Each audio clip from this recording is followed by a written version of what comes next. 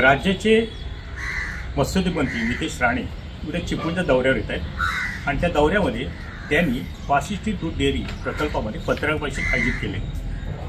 गेले काही दिवसापूर्वी राज्याचे प्रदेशाध्यक्ष भाजपाचे रवींद्र चव्हाण यांची प्रशांत यादव यांनी भेट घेतली होती। प्रशांत यादव हे नाव विधानसभेच्या निकालानंतर चर्चेत आलं। चिपळूण संगमेश्वर मतदारसंघात त्यांनी चांगल्या प्रकारची मतं घेतली आणि त्यामुळे शिवसेनेचे पालकमंत्री उदय सामंत यांची सुद्धा त्यांनी भेट घेतली होती।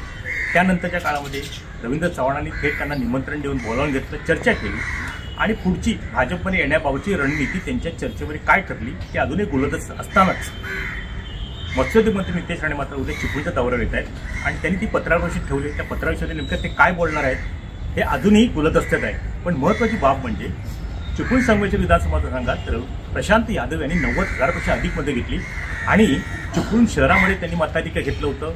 त्याचबरोबर मालदुली असेल, पेढे असेल, खेर्डी असेल, अलूर असेल, पोपळी ह्या जिल्हा परिषद गटात सुद्धा त्यांनी आघाडी घेतली होती।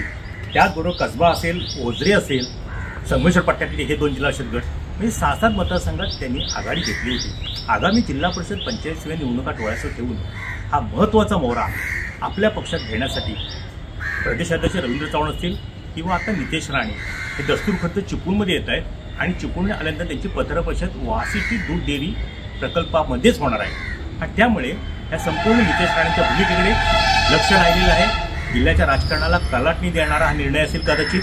भाजपमध्ये प्रशांत यादवांना घेऊन त्यांचा मान सन्मान राखून भाजप आगामी जिल्हा परिषद पंचायत निवडणुकीत चिपळूण मतदारसंघामध्ये आपलं प्रस्थ अधिक वाढवण्याच्या दृष्टीने प्रयत्न करते का, ही सुद्धा चर्चा राजकीय गोटात रंगली आहे। एकंदरीतच काय की प्रशांत यादवांच्या ताकदीचा किंवा त्यांनी घेतलेल्या मतांचा आकडा लक्षणीय होता, त्या दृष्टीनेच भाजपकडनं सुद्धा त्यांना आपल्या पक्षात आणण्याचे प्रयत्न सुरू झाले असं म्हणायचे काय, अशी शंका नामदार नितेश राणेंच्या दौऱ्यातून जाणवते।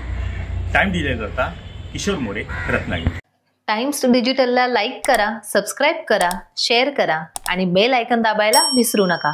पाहत रहा टाइम्स डिजिटल।